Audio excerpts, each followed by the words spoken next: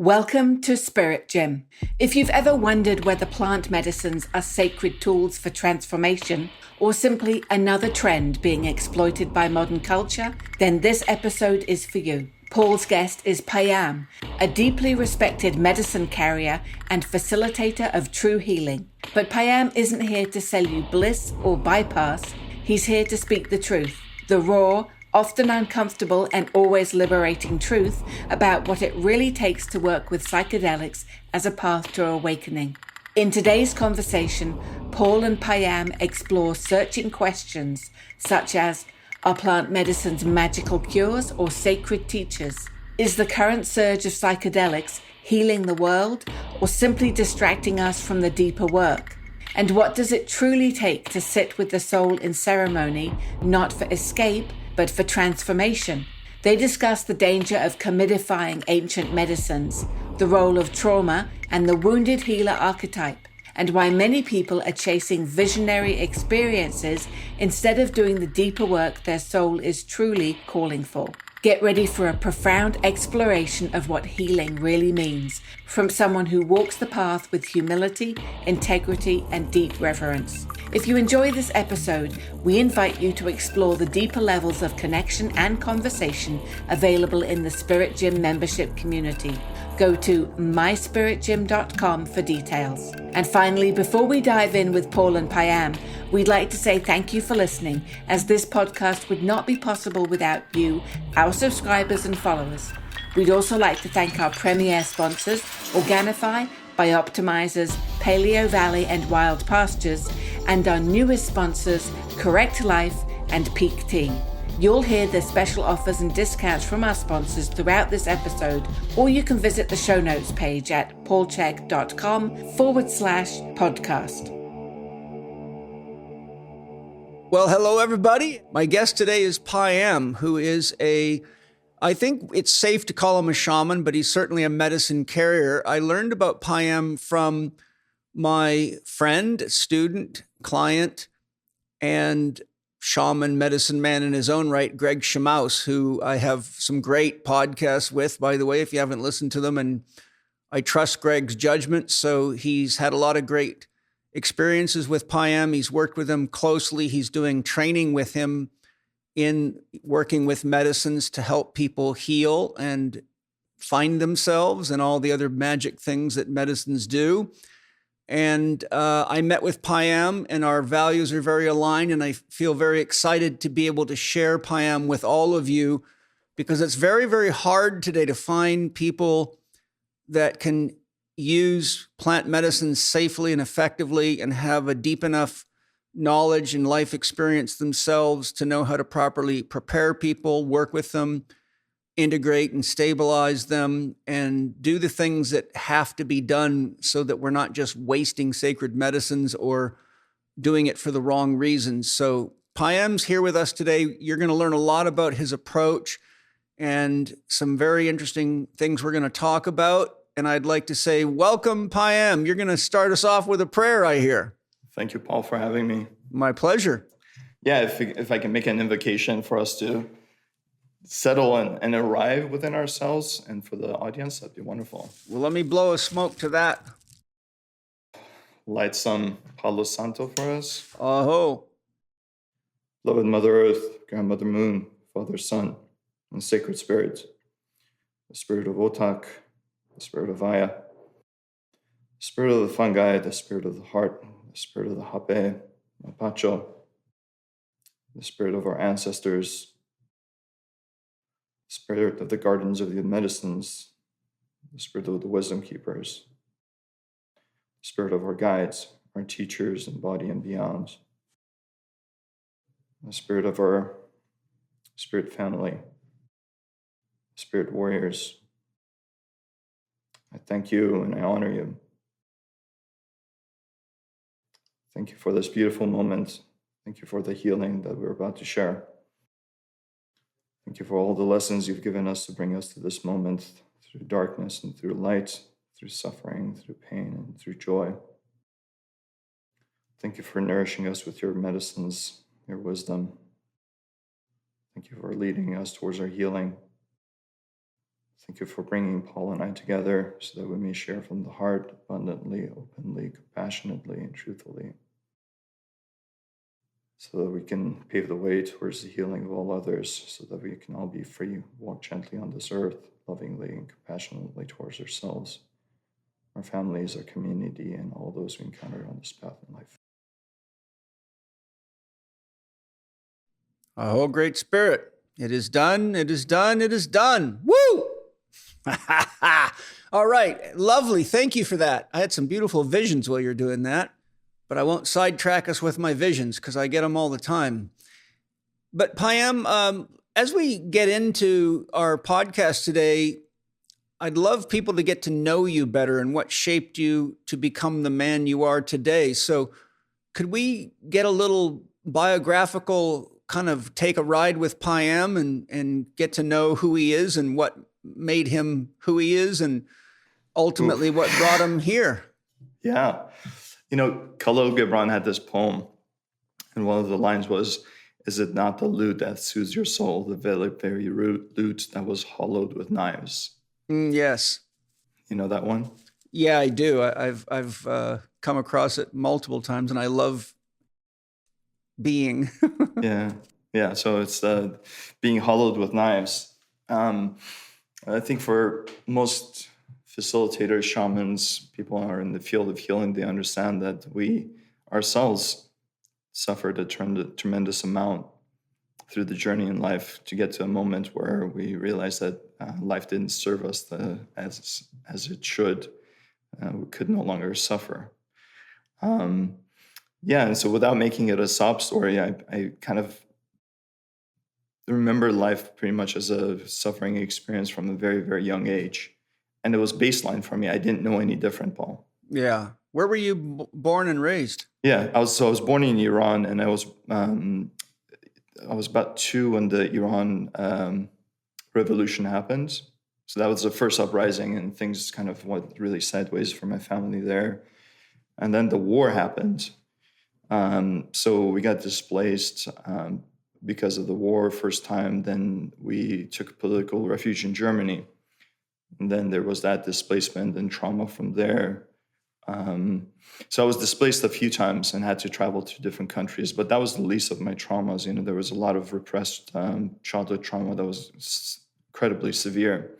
And it's like unless you step out of the box of your mind and you realize that you're living insanity, do you realize that you're in insanity? Mm-hmm. And I had to step out of the box of my mind and my experience to really fully see and completely appreciate what had happened to me and why the things happened to me the way they did, to get to a place of healing myself and walking this path towards helping a lot of men and women heal from various traumas that essentially disable them from living a life of full potential. Yeah. Well, yeah, it is the wounded healer's path, and I think it's important, or we don't really have empathy and compassion for people. We kind of run into the medical doctor syndrome where we just give them a label and objectify them and give them something to take the pain away, which turns them into an object or a machine. So as tough as it is, and I know that path well, I think Rumi says the function of a broken heart is to let the love pour out. And I think there's a lot of wisdom in Rumi's words there. It's a hard path for sure, but I also think it's one of those things where it's like anything meaningful that you have to work real hard to create it. And it can be a lot of struggle and stress and financial challenges, and people don't understand why you're so focused and so intense. But then once you break through to the other side and the baby is born, it's kind of like a real birthing process where there's, the risk of death in the birthing process, but the beauty of life overwhelms the sense of pain and keeps you, inspired to keep living and loving and breathing and sharing. And I think also when we heal, we can't help but want to help others, don't you think? Yeah, it's a really good point you made, Paul. I had the distinct pleasure and the honor of working with some world-renowned doctors on the mat when they came to me themselves. and we did some deep healing work, but I wanted to learn about them, and I wanted to understand why they suffered the way they did and why they became who they became. The genesis of being a doctor, as I've been explained, is really turning off the heart to become a machine, to put people through and do symptom management. And the people that I know personally are beautiful human beings, but in that context of the hospital and the medical system and the codes, people become products. And deep healing requires a village. It requires care. It requires love. It requires an open heart. Mm-hmm. And as you know, the work that I do is requires an open, tender heart. It requires an open mind and an open soul to go into these realms and really help people one-on-one. And I could not possibly help all the people in the world. I mean, the most amount of people that I come across on a yearly basis, collectively in individual and group work, is probably around about 60 or 70 people. And there's a lot of people that are hurting. So I understand the medical model in the way they try to remediate the pain and the suffering. But if there were a different way where there would be more humanity and more connection and less a capitalization on human suffering, I think we would do a lot better. Yeah, for sure. What is it that you do as a medicine carrier, therapist, counselor, or guide for people in your work? And when I ask that, I'm asking if you could kind of share the gestalt or the structure of what your work is and what's important to you in that work, just so that the listeners can kind of get a sense of what is it that Payam does, because today the word shaman is moved around like a hockey puck and it's kind of losing any real meaning. Most people don't really know that much about what it means and what the responsibilities of being a medicine man are.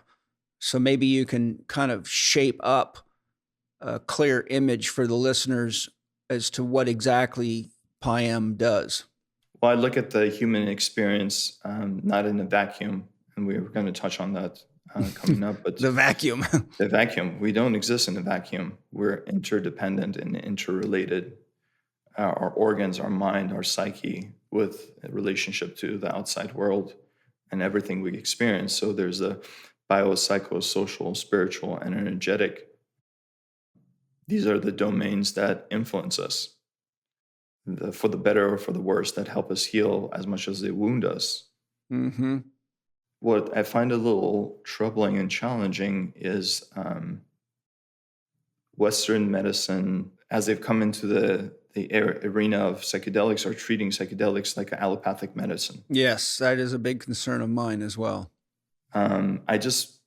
Earlier today, I just saw a clip of a doctor praising how wonderful psilocybin has been for a 70-year-old patient of hers, and she's all of what appears to be like 28, if that. I understand the value of these medicines in remediating certain problems that people may have. But as you know, these medicines open the gateway of the body, the mind, the spirit, and consciousness all around us. And we can't be or arrogant to think that we can just give this medicine to someone and expect the problem to go away.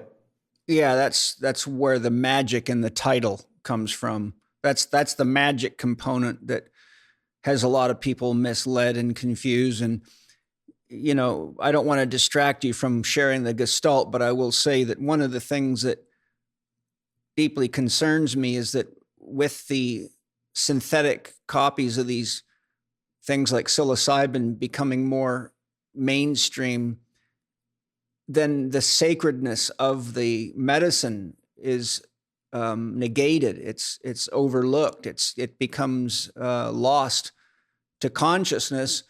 And while the research is coming out showing how successful these medicines are, people are beating trails into the jungle like crazy. And what was once handled as a sacred process and practice is now resulting in a myriad of so-called shaman that are doing it as a business. So it's just like, selling candy or drugs or whatever.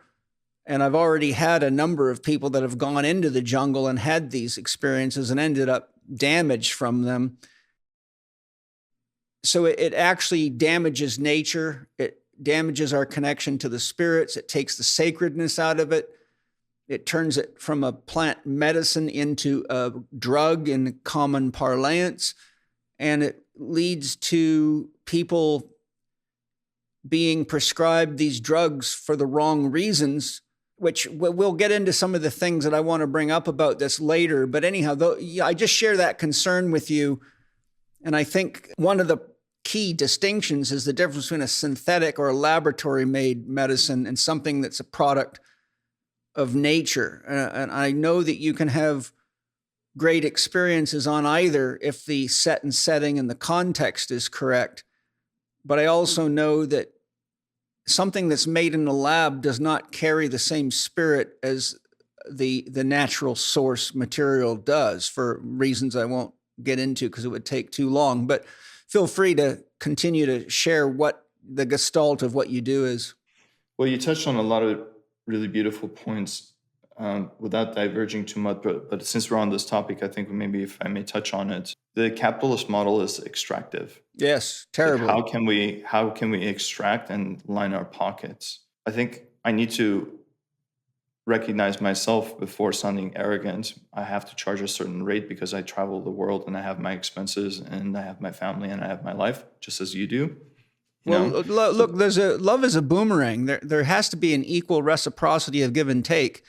If you don't do that, then one, you're devaluing yourself. But two, I learned the hard way a long time ago that if you don't charge a fair rate or reciprocity for your time, your energy, your skill, and all that you went through to become the person that someone can use as a guide safely, then you're devaluing yourself and people don't respect it. I remember when I raised my rates from, there was a time I was charging $150 an hour and I raised them to $200. And then it didn't slow the clients down at all and it was causing problems. So I raised it to $300, then to $350. And each time I raised my rates, I noticed that the clients got more serious and they did their homework better and they realized that they had to invest in themselves. When I got to $500 an hour, then I had the best clients I ever had. And I'm like, okay, here I was thinking I was helping people by keeping my rates low and struggling along and hoping I could pay my bills and have enough money to go to a movie. And I had a bunch of clients that it was too easy to put me in the expendable income department. But when they had to start investing, that's when people started taking themselves seriously. And I think that's important for everybody to understand. People keep thinking of seeing people like you and I as an expense. And I always say, it's an investment in you. I'm not a commodity. Yeah, same here. Hello, and thank you to all of you for being here with me in Spirit Gym.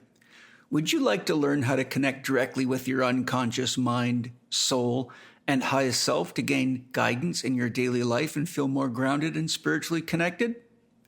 Are you ready to learn how to communicate with your soul and develop a language of direct communication that you can use to progressively develop your innate spiritual abilities such as clairvoyance, clairsentience, clairaudience, and intuition? Would you like a practical means of asking your own soul your deepest questions about all aspects of your life in general, or gain support from your soul in making critical decisions in your life? Would you feel safer asking important questions if you knew you weren't just using your ego mind, which is only about 5% of your consciousness, and were able to use all the consciousness within yourself? Well, if you've answered yes to any of these questions, then I have a very special offer for you.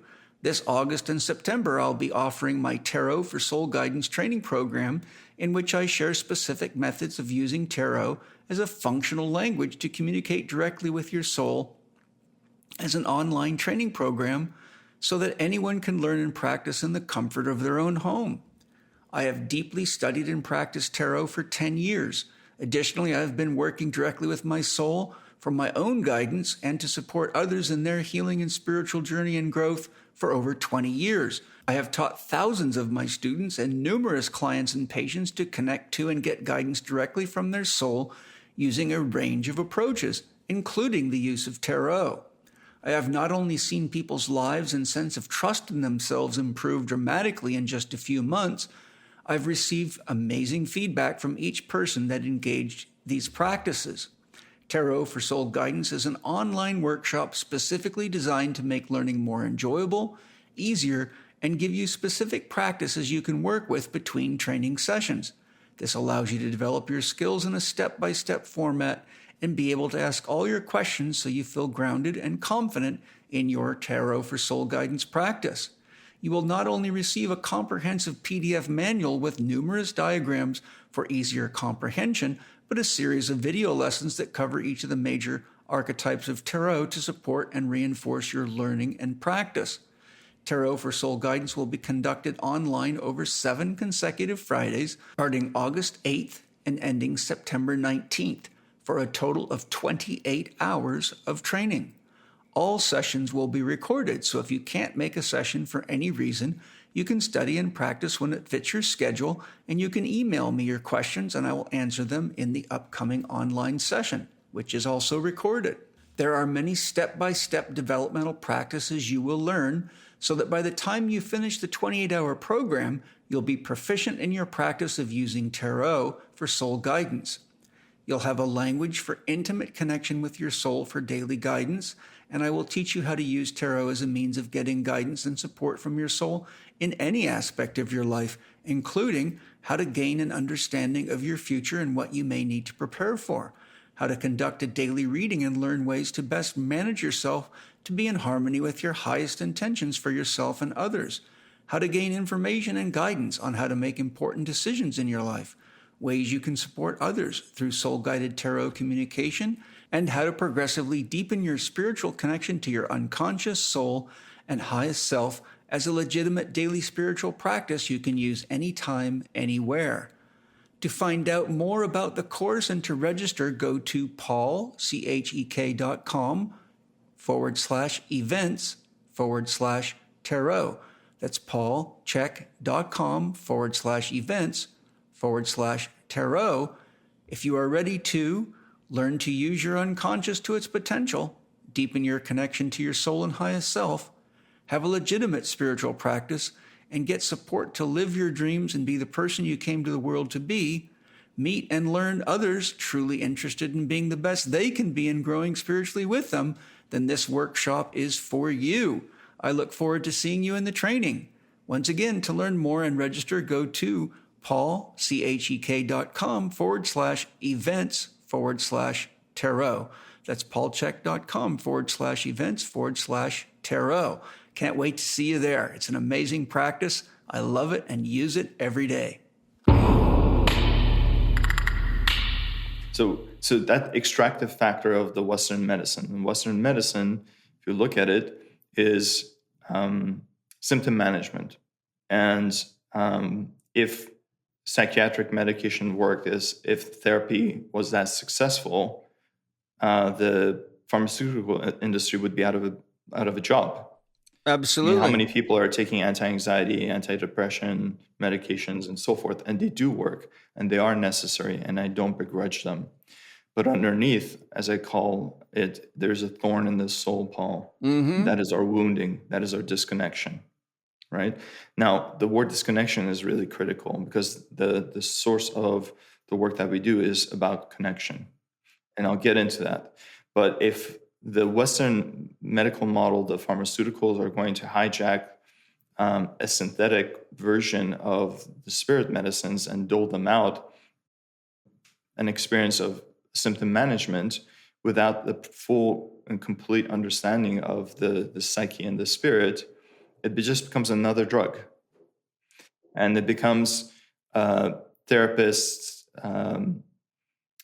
LCSWs, psychiatrists, nurse practitioners who take the title of psychedelic practitioner, who then just dole out this medicine or medication, I'll call it, to remediate the symptoms without fully and completely understanding the nature of medicine work. And I'm not saying that all of these people that I named don't understand. There are really excellent facilitators who have acronyms before their names or after their names. I know them personally. But if people are jumping on the bandwagon of the next greatest thing that they can capitalize on, then that becomes an extractive, capitalistic approach towards healing that's supposed to connect us to wholeness. And that wholeness is to connect us to ourselves wholly. And I'll get into what that means. And for us to connect to spirit and the spirit of nature and the spirit of Mother Earth, to connect to the wisdom that we are the ocean and the drop in the ocean is within us and we are within it. And that's absolute consciousness. The other issue that is important is that when people do get alleviation of symptoms, feel better, etc., but they're not really working on the etiology or the root issue that led them to have the problem, that's how dependence begins. And so now what happens is you take sacred medicines and they come with the same problems that heroin, cocaine, crack cocaine, and any other drug that elevates your mood or creates a flowery moment in your life by biochemical manipulation. And that's, for me, that's very concerning, because really what it does is it takes something that works very well, that requires a lot of skill and a lot of support and a lot of integration work and a lot of love, and it turns it into just a panacea that everybody runs after. But so what you have is a bunch of people that have trip after trip after trip, but they're still not living any better. They're not having a deeper connection to their heart or to spirit. It's just running after another pill. And that to me is something I cannot stand around and watch happen. Well, to your point, Paul, and to the reason why I do what I do, I am interested in the truth of what the matter is. I am interested in pain. I am interested in the suffering of each individual that comes to me. A person that is very loving and also very direct when I work with people. And I tell them, look, we're here to do some serious work and it's going to get serious.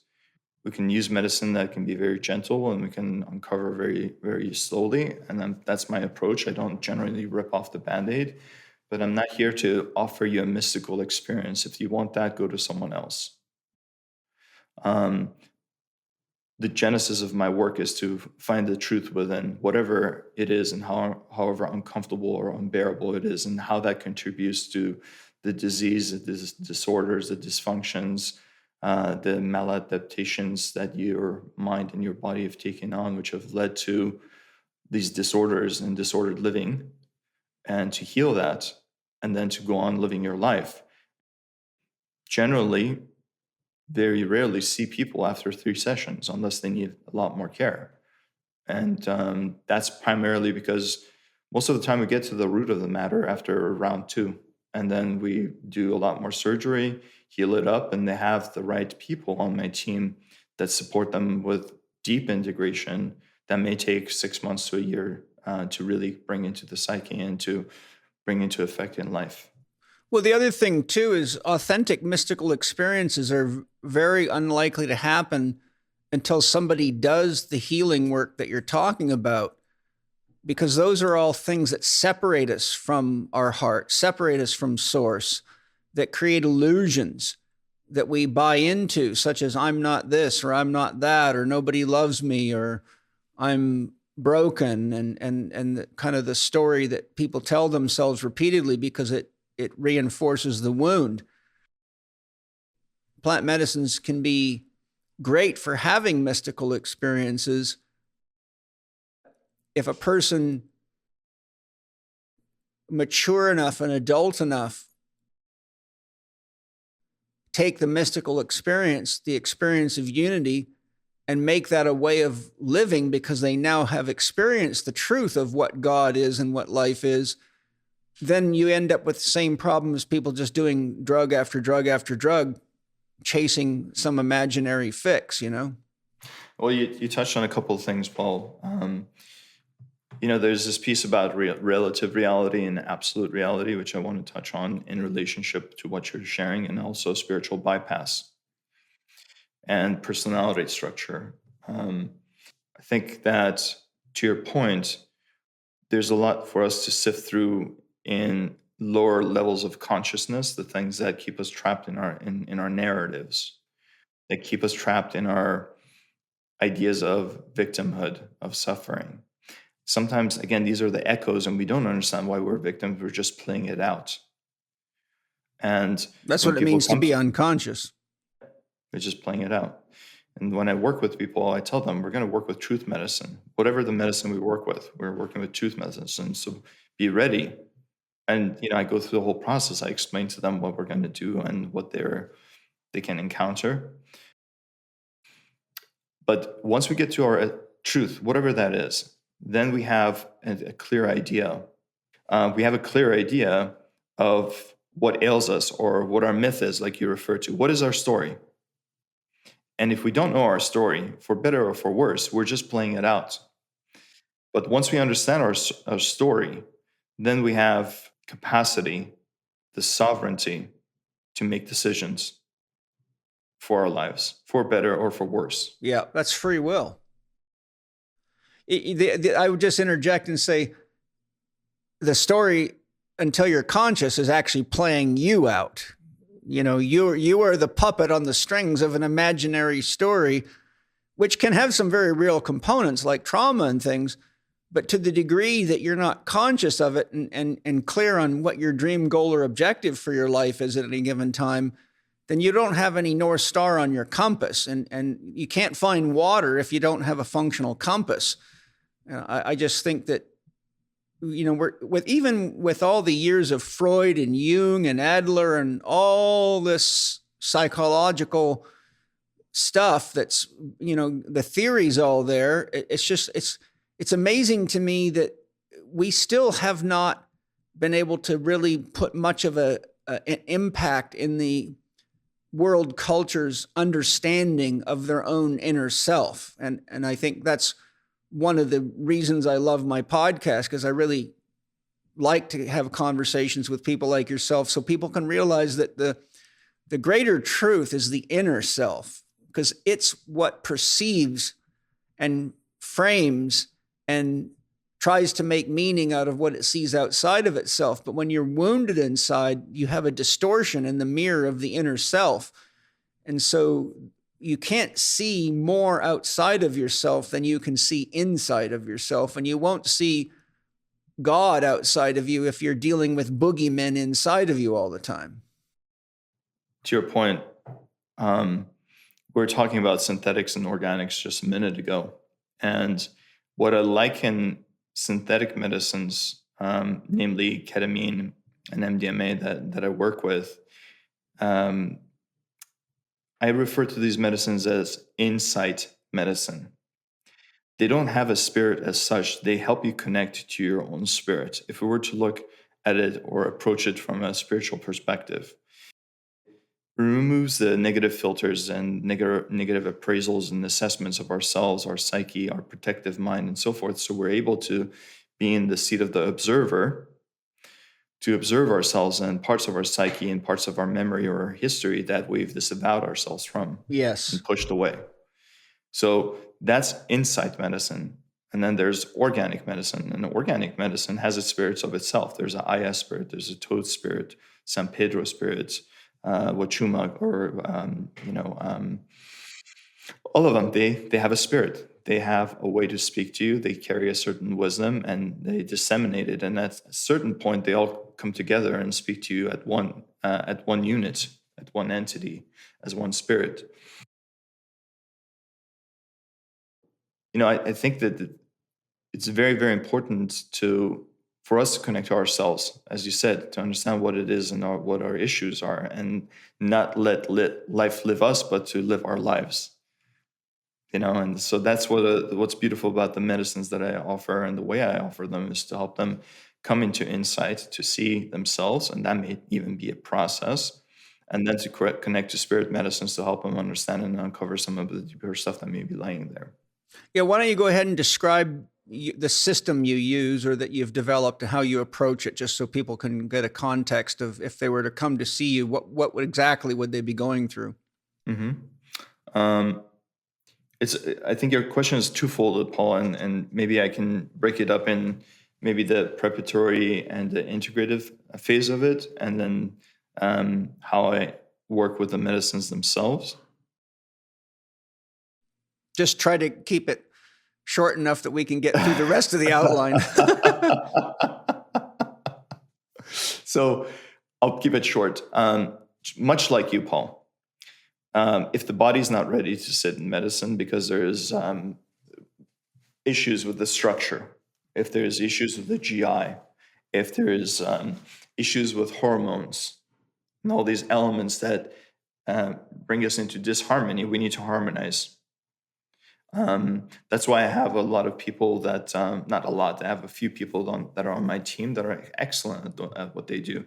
Annalisa Pastori, Dr. Annalisa Pastori, she's an integrative doctor.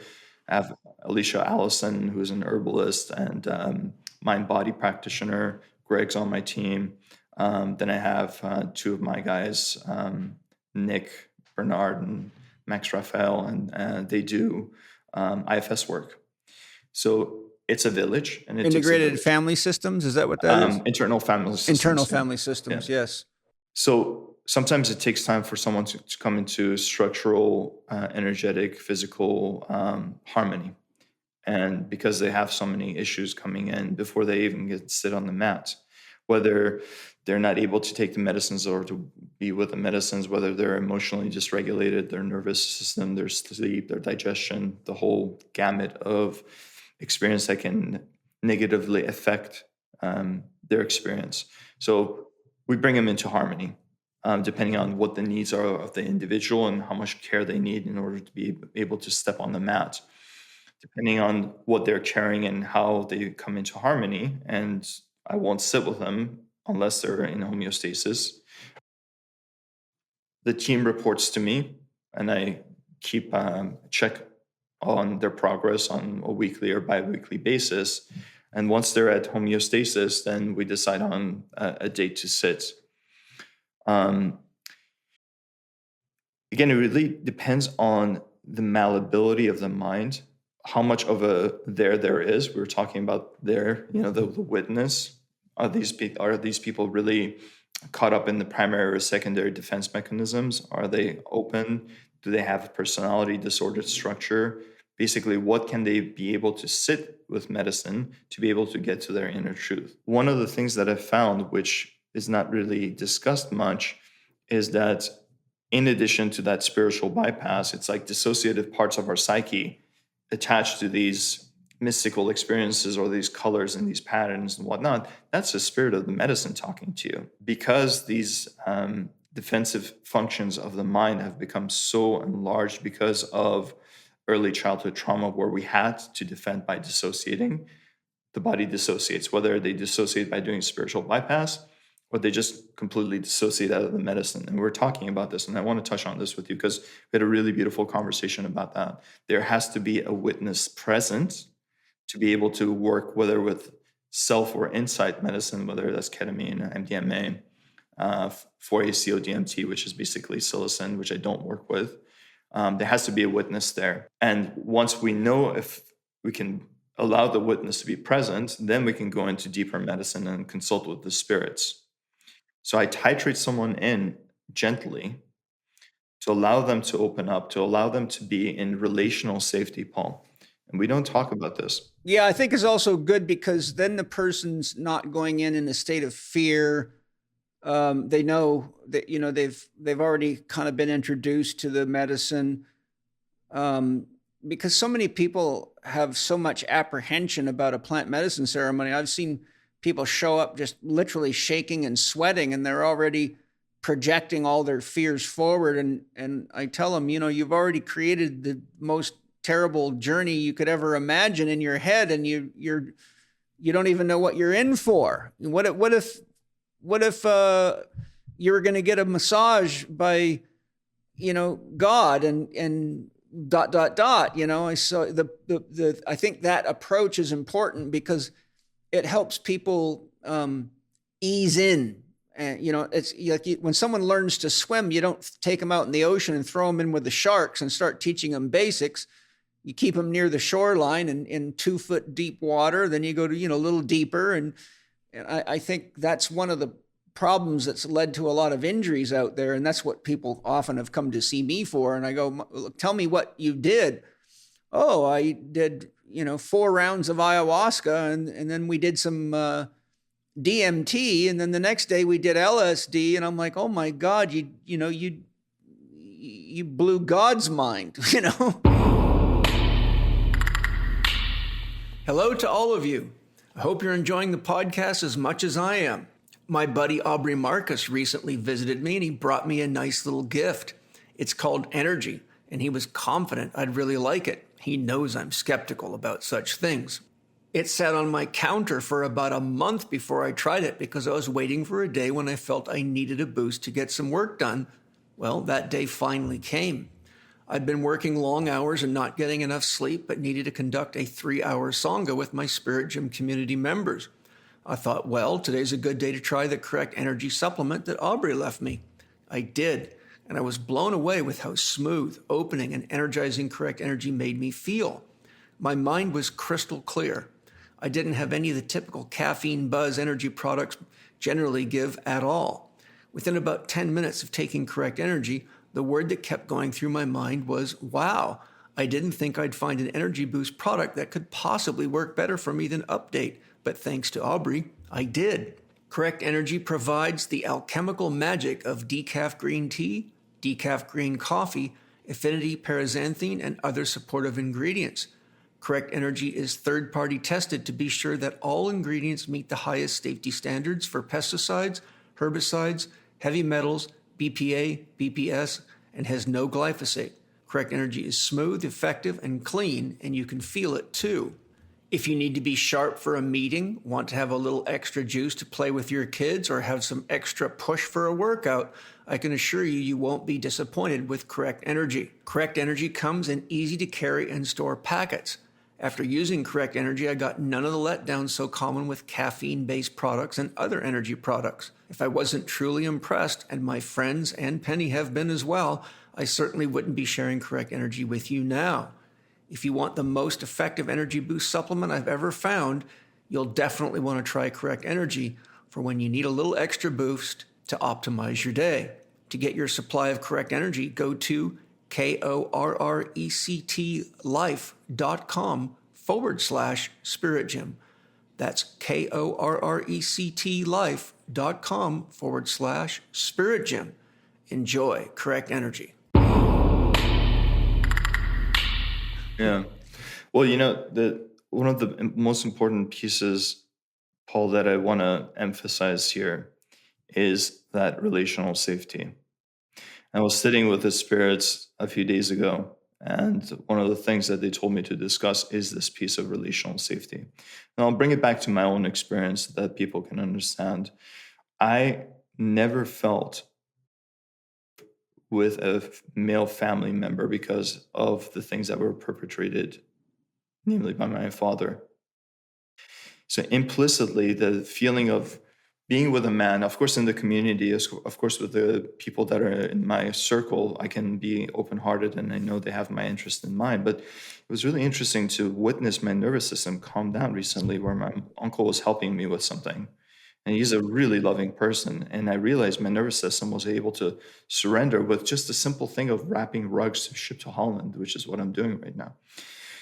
Relational safety is so critical, especially for people who've been traumatized, especially if it's conscious or unconscious. Worse yet, if it's unconscious, right? So we become defended. We develop these shields and personalities, especially as men. I see that a lot. So to create relational safety is paramount. I have this other anecdote, which is really interesting. One of the most challenging cases still working with, and it's a beautiful, beautiful blossoming of a person to come into their wholeness. But I think it was maybe the fifth round, Paul, when we were sitting. And after the fifth round, he said to me, you know what, Payam? I want to tell you something. I said, okay. He said, I've been looking at you as a perpetrator all along. And so he was projecting his perpetrator or the energy of his perpetrator on me, even though I was in service to him, That's to care for normal. him. Yeah. In openness and in love. And it was none of his conscious doing. That's why he was feeling a little shameful to tell me. So we had to work around that. Now, someone doesn't come to me shaking and sweating and about to pee themselves because we've done a lot of work to prepare them to come to the mat. And I'm not going to send them off to Mars. Generally, most often not, I don't send them off to Mars. Again, I develop a relationship and I help them develop a relationship with the medicines. So the medicines and them have a relationship. They trust the medicine develops a relationship with them. They develop a relationship with me in that context, in that setting. And slowly, once the psyche of body and mind is open, can we enter into a space of becoming the witness? So when people, in ceremony, especially like 5-MeO, Bufo ceremonies, are like, well, all you need to do is just surrender. Well, you know what? The structures that are in place were there for a reason.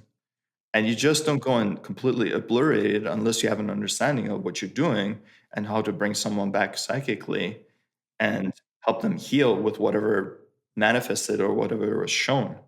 Most of these people wouldn't be there if they knew how to surrender. They would have already surrendered to all the story inside themselves and become the witness without the help of medicines. It's not unusual for me to put people through 2 years of counseling and coaching and all the things we're talking about, getting their diet right, their body right. I tell them, if you can't manage your mind and your normal daily relationships, you're not going to do very well with 5 grams of mushrooms floating around in your bloodstream. Yeah, it's kind of, it becomes pointless when I work, Paul. Just like you, I get to the mat and whatever medicine I'm working with, right? Let's just say I'm working with a big whack of hape, just as an example. I always tell people, I'm like, look, I can put the tepi right at your nose, and if you think it's a bad timing, push it away or back up and say you're not ready. Always give people the opportunity to back out of whatever it is. That's the primary thing. Again, having the opportunity to say no is a yes to them because they may not have ever been able to say no to begin with. Yes, that's a real common problem. And sometimes there is a no. And sometimes in ceremony, they're like, I'm not ready today. I'm like, okay, well, let's work with something else, or let's kind of understand what's coming up for you right now that's making you feel not ready, or there's a threat, even though we may have done whatever 2-3 months of work prior to, whether it was with me or with one of the people on my team. And again, titrating in so that the system doesn't go into overwhelm, it doesn't go into shutdown, dissociation, or spiritual bypass. That's the way to your healing. It's to get to the right amount. I call it a kiss. It takes a kiss when everything's right, when the relationship is right, when the context is right, when the medicine is right. All it takes is a kiss to get there. Yeah. So basically what you're telling me is you have a fair bit of preparation and setup and screening and a team that gets people ready. Then you take them into ceremony. And then the part we need to hear about is your integration process. I normally work the shortest I work, and I prefer not to do that. I sometimes do it with people who sat with me already, so we have a lot more clarity as to what to do and be a little bit more strategic. But generally, I go away with people for 4 or 5 days, where we do 1 day of medicine, then we take a break, integrate another day of medicine. And as you know, when we're in ceremony, it doesn't matter if it's day, night, middle of the night, which day it is, it's all happening. It's all happening. And ceremony is the life and the experience we have when we sit together, whether it's in group or in one-on-one settings. But generally, I take a day off because we need to give our minds a rest and our body a rest and nourish and just be with what arose. So I do a lot of integration work that way. When we're together. A friend of mine just used this term and I absolutely love it. He just said, Payam, it's an inside job. And he's so right. Ceremony and integration is an inside job. I think there's the right tools that need to be used to help people actually make sense of what the hell happened. if they got to a point where like, I don't know what the hell happened, you need to help me make sense of it. I think that's when people get blown out to space. The medicine and the dosage and the protocol and the duration is done right, the witness is there. Oh, yeah, absolutely. Well, unfortunately, the witness is always there. It's just the ego faculty. You know, there's, without a long ado, you know, there's two eyes. There's the eye of the divine within us. That's the soul and the spirit. But it's you know, our capacity to perceive anything is only there because God's consciousness is the basis of perception. But then there's the individual eye, which was classically the ego. If we don't retain our ability to stay present, God may be witnessing it, but we're not, which is the case always. So it's really about, in my way of relating to this, is we've got to make sure that the person that needs the help can stay present for the help and the process. Or I tell people, what's the point of getting shit-faced drunk if you wake up the next day and you don't remember whether you had a good time or a bad time, or you ran 3 people over with your car on the way home? You didn't learn anything. So for me, it's always about what's the right amount and the right type of medicine to keep someone fully present in the experience, so that it's not just a God witness, it's the eye of us is present. Otherwise, there's no learning, there's no growth involved. You know, these are one of the challenges, Paul, that I want to name with working with psychedelics. I love these medicines, of course, that's why I'm here talking to you, and it is my life. But there's some false promises that are sold with these medicines. And I think that one of the things that people need to be very conscious of is that these medicines can uproot your life. I'm only laughing because they can uproot your life in negative ways if you do it wrong, but they can uproot your life because it needs to be uprooted. Precisely. And so, are you ready? There's times that when therapists come to me and they want to train under me, and I ask them a very challenging question because I know the answer of it, and 99.9% of the time it's a no. But I ask them, I say, are you ready to meet your darkest self, your parts that you've denied and disavowed? Are you willing to swim in the pool of your own hell and get to the closest point of insanity only to come back to understand yourself? That's my hobby. 99% like, thanks, I'm not ready. Of course, and so it's funny where, people get this idea that this is going to solve my problems, but sometimes while we are the common denominator to our problems, yes, and we have to first recognize that and take responsibility and agency for that. We are also connected to the outside world, whether we're connected to dysfunctional relationships in our families, dysfunctional relationships with food or other sources,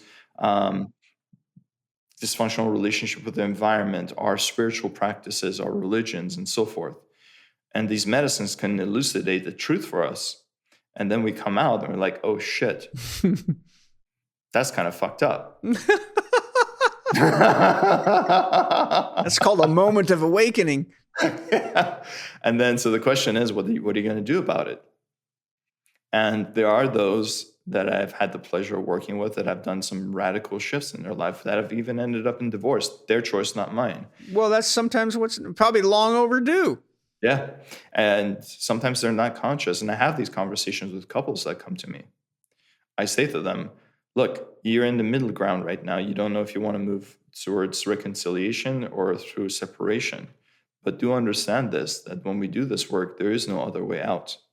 Either you reconcile and come together as two healed people, or you realize that you've lived in dysfunction and you have to be ready for the ramifications of that departure. Yeah, and I think that even if they realize they're living in dysfunction, that's can be a great gift as long as they're willing to acknowledge that they both need to do healing work. And often that healing work has to be done first individually. I don't think relationship counseling or therapy should be done together until there's a clear sense of who one is and what they really want. Because a lot of the broken parts of people are what end up in bed with their partner and getting people pregnant and dancing and drugging. And they don't realize that if they were whole, they may not want to be with that person. They may really want to be with that person. So I always tell people, look, before we do any marriage counseling or, relationship counseling, let's spend the time it takes to get you centered in yourself, clear, and to a place where you actually know who you are to the degree that you can be confident that if you say you want to be with this person, that you really mean it. And if they say it, they really mean it. Then you can move forward together. Otherwise, generally what happens is just another layer of illusion. And it's often codependency that's keeping the relationship together, which is never healthy. You hit the nail on the head. When couples come to me, I have that conversation. This is going to get real. Are you ready? First and foremost, because it will get real. And the structure I have for working with couples, again, there's going to be the same thing as making sure the mind, body, and spirit are ready. And then we sit down. I first work with the man or the woman in the relationship. Maybe I go away with them 4 or 5 days again and uncover what's going on. Maybe they just don't even know what's going on. Maybe it's like repressed sexual trauma and all. When you open the can, everything could come pouring out, again, depending on where they're at and how ready they are to dive in. And we get a good sense. I get a good sense of what may be under the hood. Then they may take a week or two off. Then I need to recover as well. Then I work with the opposite partner. And then I let them sit on it and work with it themselves and with me or one of the people on my team. And then if they can make a decision to come together and sit on the mat, provided they've done some deep work on themselves. Yeah, it's important. Where are you doing most of this work? I know you do some in New York City because Greg is there and that's where he's worked with you. Where else are you doing this work? Yeah, so I relocated from New York, where I met Greg, to the Netherlands about 5 years ago or so now. My work primarily is on the East Coast, primarily in New York, and then I conduct ceremony also in Joshua Tree in California. Oh, great! For the West Coast people. There's times where I go to the Midwest to do some work there, and then in Holland, there's the international crowd who flies to me from the Middle East or Europe to see me there. Okay, good. You're quite international. And can people hire you to come to them? Depends on if it's in the States. That is a possibility that I can go travel to them. We had this conversation of making sure they come to my camp. So yeah. So there are certain areas that are sacred lands that I work out of that are very, very beautiful. And I try to stay as local as possible to the very few places that I'm in, simply because traveling takes a lot more out of my time and it becomes. Amen. Well, I personally, whenever I travel, I charge my day rate, because I can't. It's not a day I can do anything to make a living. So yeah, so that becomes exceedingly expensive for people who may not be able to have access to it. So yeah, I really try to offer my work and my time in the best way possible, and to make it financially accessible for people without, breaking the bank and putting them under some kind of distress. Organifi have just come out with their brand new Creatine Cherry Chews, a sports gummy designed to enhance performance and recovery.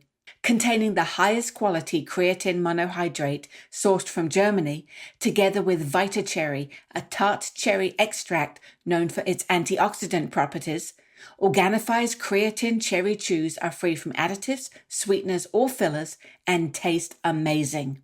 They are the perfect exercise enhancer because your body uses the creatine for energy immediately. Take 2 gummies before or after your workout, and most people will feel the difference after 2 weeks of constant use. Used regularly, creatine can increase endurance and muscle strength, help reduce muscle cell damage, assist with recovery, and support cognitive function and focus. To try Organifi's Creatine Cherry Chews and save 20% off your order, go to Organifi.com/Chek20 and use the promo code Chek20. That's Organifi.com/CHEK20 and the code for your 20% discount is Chek20.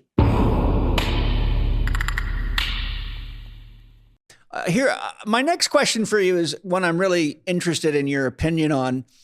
There's the old saying, nature abhors a vacuum. And in the context of our conversation today, I'm using this analogy to say, what do you feel is the unmet need within humanity right now that your work, and also the third psychedelic wave is here to try to resolve? Because this is the third massive wave of psychedelics. I mean, psychedelics are now so popular; they're being legalized in many places, and in the past, when there was a wave of psychedelics, there was something going on. Like Vietnam really triggered off a lot of unrest in people, and they didn't want to support an unethical, immoral war effort, and so people were seeking meaning and seeking a deeper level of fulfillment that they couldn't get in the social milieu. Like Carl Jung and Joseph Campbell would say, we lost our cultural myth. So people are just kind of scrambling and lost like a remote control car who's lost its signal. What do you feel is the unmet need in humanity right now that's bringing plant medicines out of the soil and out of the trees and out of the plants to help humanity? The sad thing I would have to say, just like Jung said, we are still lost in our cultural myth, or we're still disconnected. Gabor Mate talks about the 4 disconnections. One of the lessons that I got from the spirits when I was sitting with them is that they said that in the future there's going to be earth people and cloud people. Cloud people are the transhumanists, the ones that want to transcend themselves and plug their mind into some sort of supercomputer and forget their humanity.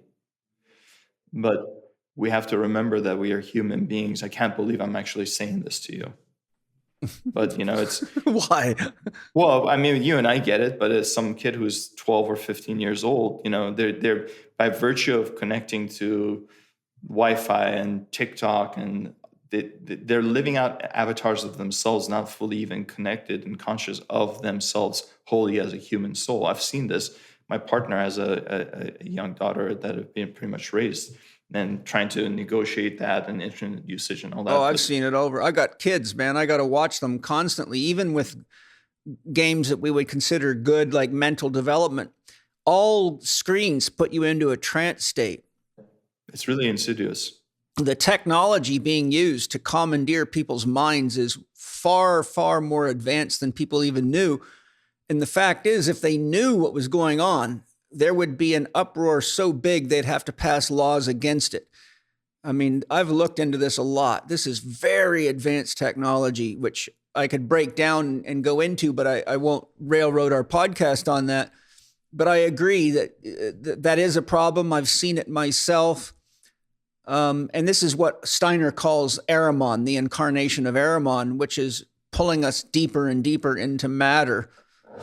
Steiner says humanity will go so deep into matter that they reach the point, if they survive, that they realize you cannot reach fulfillment in matter, and that you can't have a connection to spirit through matter alone. And we're in the throes of the Ahrimanic revival or uprising right now, and COVID was like the big initiation into all that.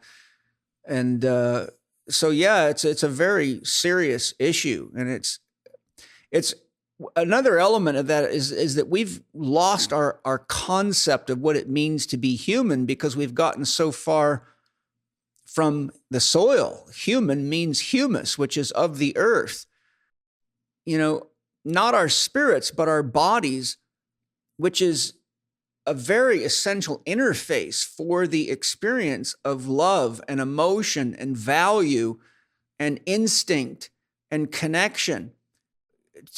A metaphor is try having sex with a ghost. Imagine if you were a ghost and you did not have a body, you could not enjoy sex, which is why a lot of people get possessed by entities that don't have bodies, is because they want to get into a body to feel the effects of alcohol or drugs or sex or whatever it is.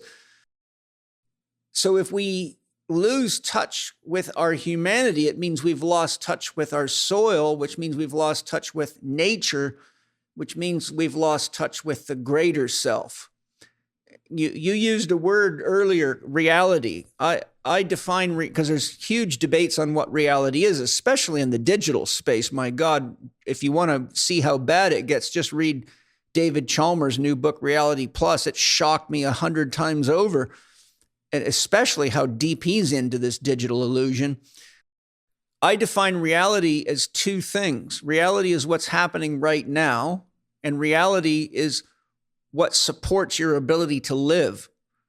And we have lost touch with what supports our ability to live, and the way you can objectify that, there's a fantastic book, which I think you would love. It's called The Web of Meaning by Jeremy Lent, and he's a really deep, profound author, and it covers a lot of real important issues.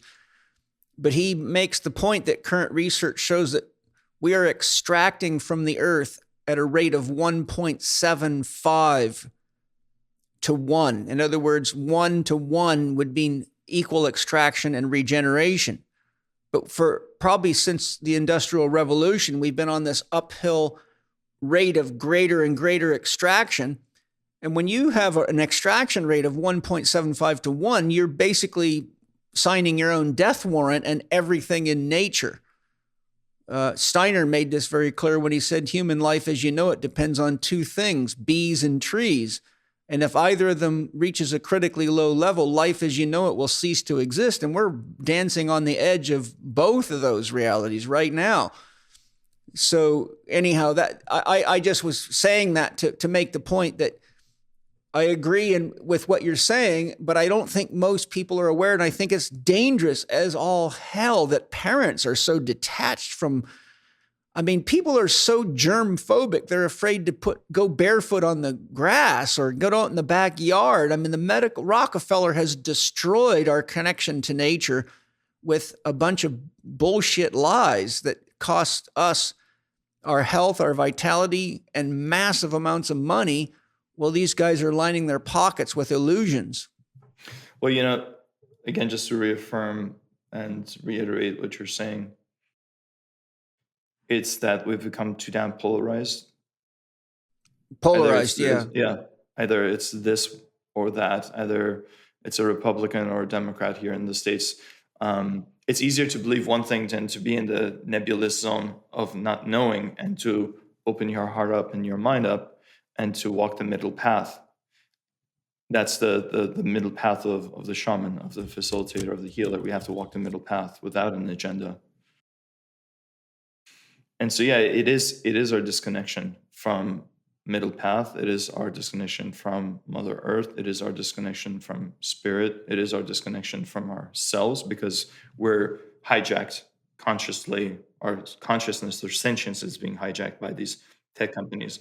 We lose connection as such with our children that we're rearing, quote unquote, because they're sitting in front of a machine. Yeah. I remember walking around in New York City 4 or 5 years ago, and these nannies would take these very affluent kids in their strollers with an iPad in front of them. These kids didn't even see the outside world. So you have these generations that are naturally just coming into birth, disconnected by virtue. And there's going to be dis-ease, the disease of Mother Nature, because we don't respect Mother Earth. We don't respect ourselves. And again, because it is so uncomfortable to get to that connection of disconnection, to knowing that we're actually pretty fucking disconnected and it's all fucked up, we just want to upload and disconnect, because that's easier way out, as opposed to sitting with Mother Earth and the medicines and be like, oh, damn, not only do I have to heal myself, I have to facilitate the healing of mankind and to bring this consciousness back down to the earth people so that we can survive and thrive over many generations coming forward.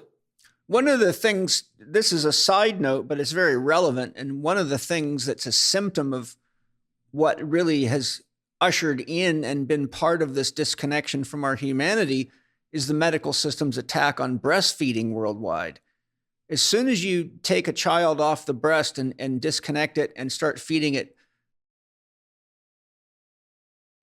canned baby food and fake bullshit formulas, you have just opened up Pandora's box in the negative sense of the word. And that breastfeeding issue has been going on for a long time. In my career now of 41 years, it's at least 20 years ago that I started really seeing the problems of women being afraid to breastfeed, being told they shouldn't. And then the fashion industry has so many women worried about their vagina getting stretched out, their belly getting stretched out, that C-sections are becoming, just more common than natural childbirths. They've turned the birthing process into a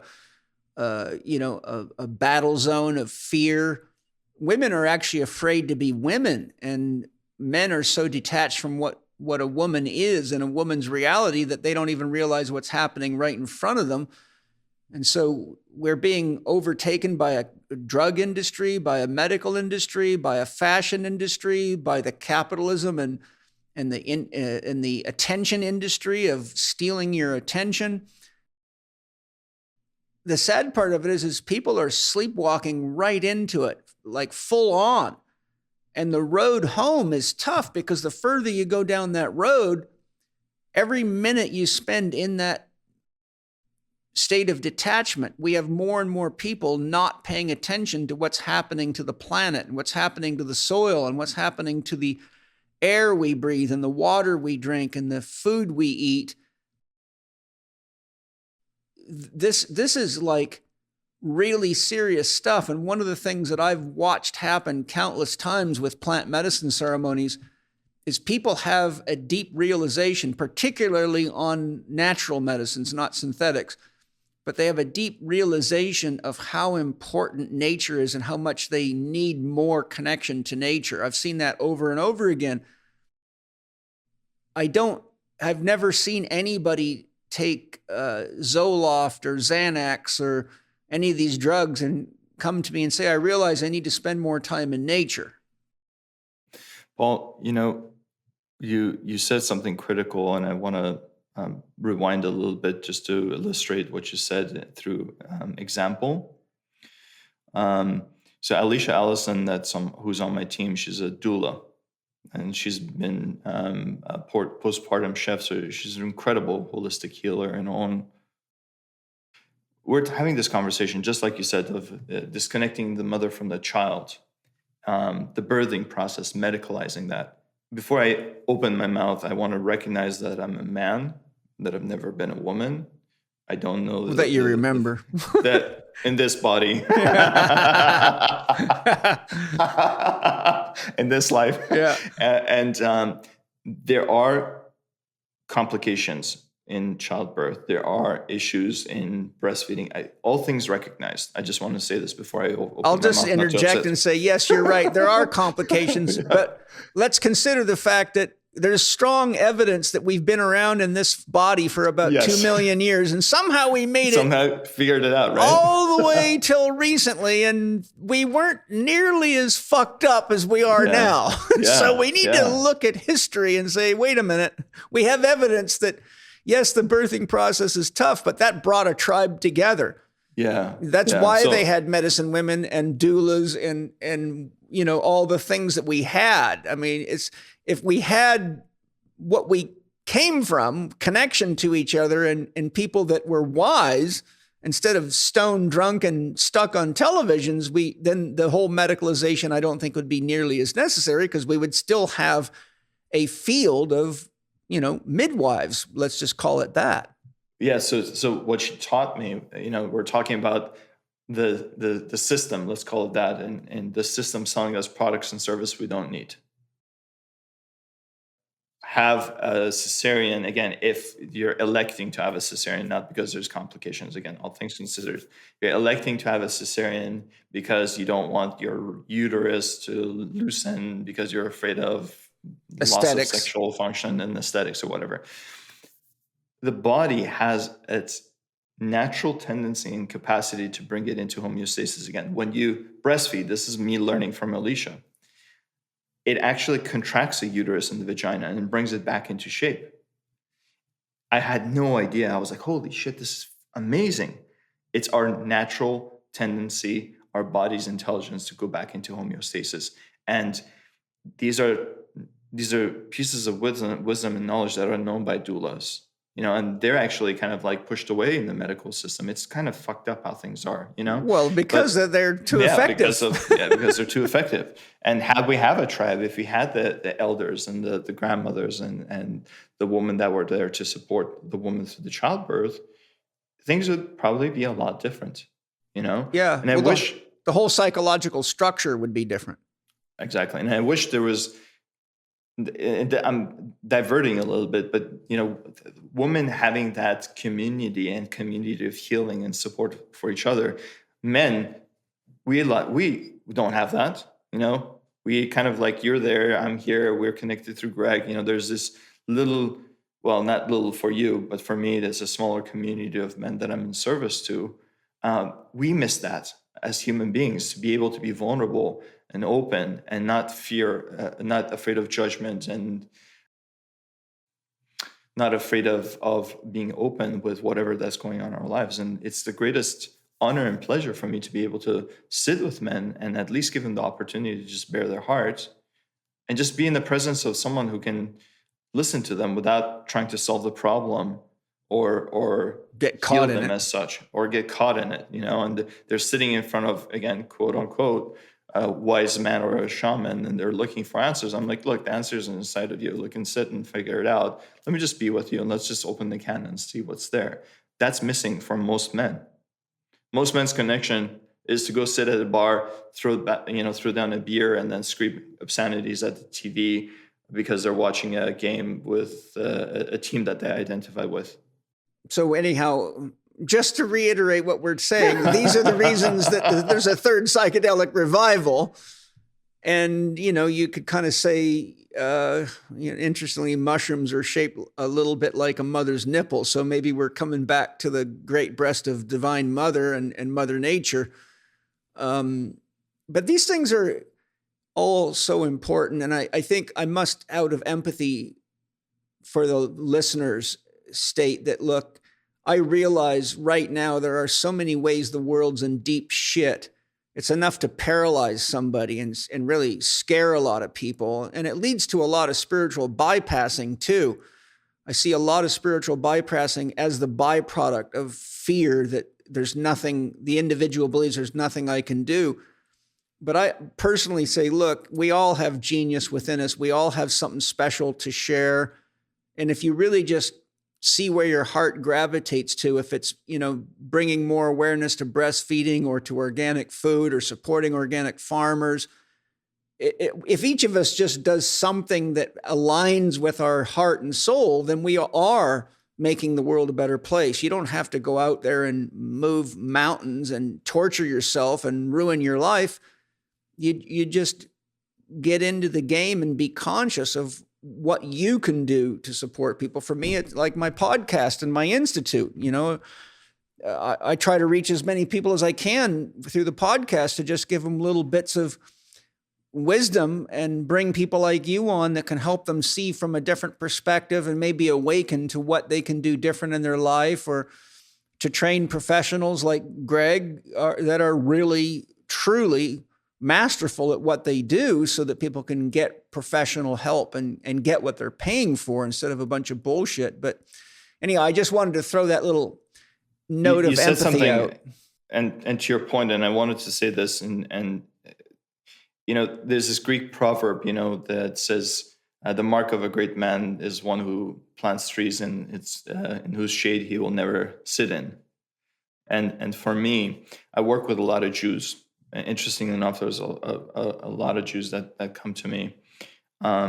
I've seen firsthand, and it gives me great joy to be invited to someone's wedding, someone's child's wedding, or a bar mitzvah or a bat mitzvah. And these kids at that age don't know what I did for their family. Well, they did it for themselves. I was just the conduit. If I were to look at all the suffering that's going on in the world, I would, like you said, become crippled. But knowing that I may have planted one more tree through my actions and through facilitating healing of a family, that family now can carry less of their intergenerational trauma that was transmitted to them through their parents, effectively become better parents themselves. Absolutely. And it's that butterfly effect of, it may be a drop in the ocean, but that drop actually had such a beautiful cataclysmic, in a beautiful way, effect of allowing people to step into their healing, as opposed to carrying the narratives of their past and their ancestors of being wounded victims. Hi, everybody. I hope you're enjoying the podcast. As a therapist that is constantly teaching people about nutrition and hydration, I've found that the only people that really understand and use electrolytes are endurance athletes.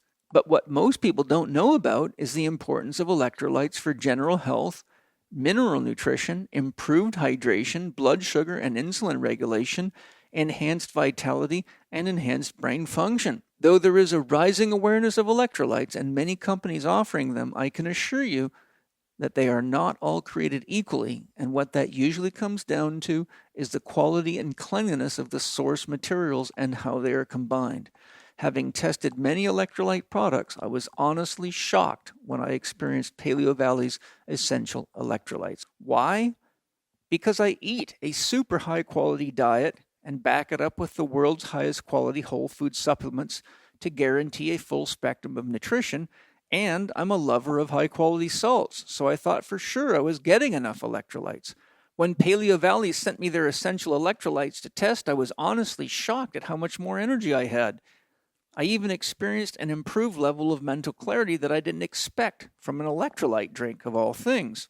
Paleo Valley's essential electrolytes are available in orange, watermelon, and lemon lime flavors, and is a whole food sourced electrolyte blend. Get the complete benefits of trace minerals and electrolytes found in unprocessed ancient sea salt, organic coconut water, and seaweed extract without the refined sugar and synthetic ingredients in most electrolyte drinks. Though Paleo Valley's essential electrolytes are good for children and adults, I feel this product may be one of the most important dietary additions for anyone age 50 and beyond, because the benefits that essential electrolytes offers addresses many of the problems common in aging people today. In fact, I've been adding them to my daily health and performance shakes since the day I first tried them, and will continue to do so. To get your essential electrolytes and save 15% on your order, go to paleovalley.com/Chek15. That's PALEO valley.com/CHEK15. If we want to make the world a better place, we've all got to stay healthy and fit and support companies like Paleo Valley, because they're a perfect example of the kinds of companies we need more of in the world today. Enjoy essential electrolytes. I'm just curious, Payam, who have been some of the most influential teachers that have really shaped your worldview and helped you become who you are? It was the knives that were my first teachers, even though I didn't know. Well, yeah, paradoxically, sometimes the people that hurt us the most actually have the greatest influence on us. Yeah. I'll give you answers, but I wanted to laugh because, sometimes we have to laugh. Well, nobody's got a better sense of humor than God. I've learned that one there you go. For sure. God's got a sick sense of humor, Depeche Mode. I think that when someone asks me, it's like, Payam, people that know me personally, they say, hey, would you do it all over again? Or, would you have avoided it? And I would say to them, if I had a chance to meet my maker and, he sits me down and he says, Payam, allow you to remember everything, expose you to the same suffering that you underwent as a child to the moment when you got liberated by medicine, That's one option. Or I can make you a millionaire. You can have everything you want in your life, whatever you want. And you could also remember your suffering, but you have no skills in your tools, and you can't affect people's life positively. You can't have connection to spirit through medicines and so forth. What would you choose? I'd say, send me back to my suffering. Because that made me the man that I am and helped me become who I am as a facilitator, number one. But to give you a clear answer, Ram Dass was my first spiritual teacher. He spoke with me and shared wisdom that I could only really understand viscerally by tasting the chocolate ice cream of the spirit world through medicine, having that visceral experience. I think that a lot of masters have a lot of knowledge that try to be understood intellectually.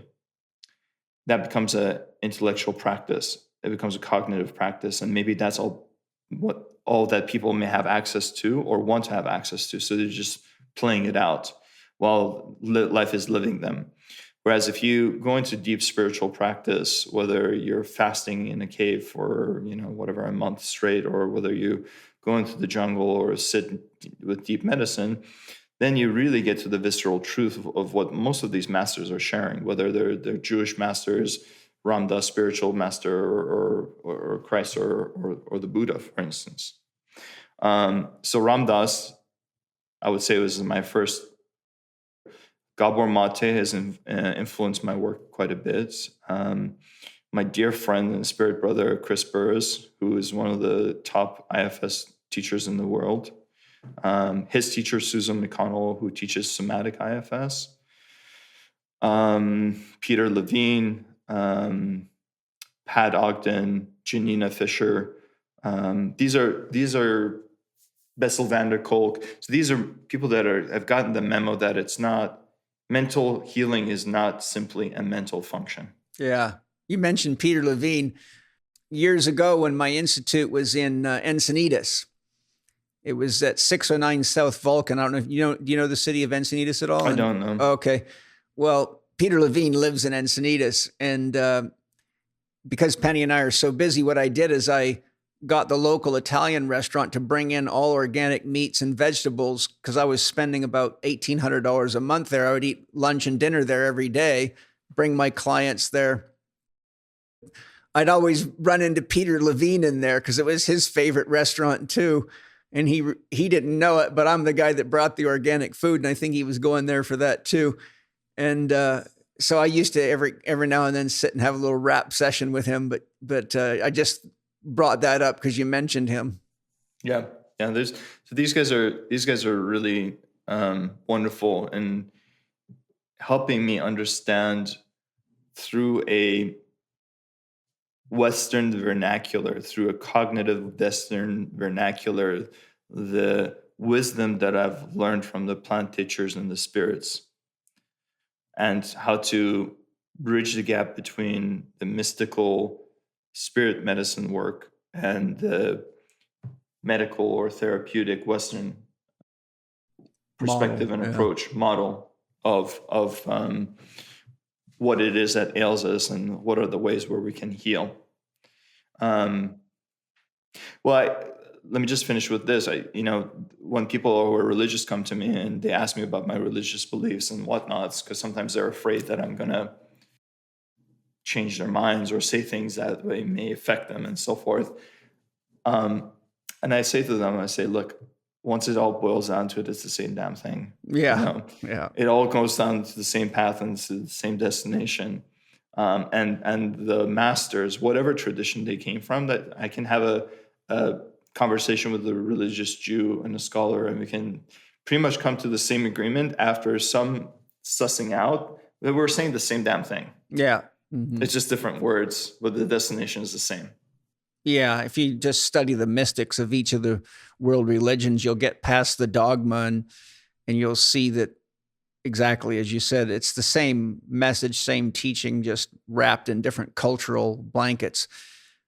What are some of the most profound experiences? Maybe you could share 2 or 3 of your most profound experiences you've had using plant medicine, and how did they influence you? Are you talking about me personally or You personally? more as me personally? I think one of the most beautiful lessons that I got was when psilocybin, I took a really, really, really strong strain. And Penis NB Mexican albino cross. it's there, yeah. It's a Greg and I sat with it, and he looks at me. He's like, "Payam, this stuff is no joke." I'm like, "Yeah."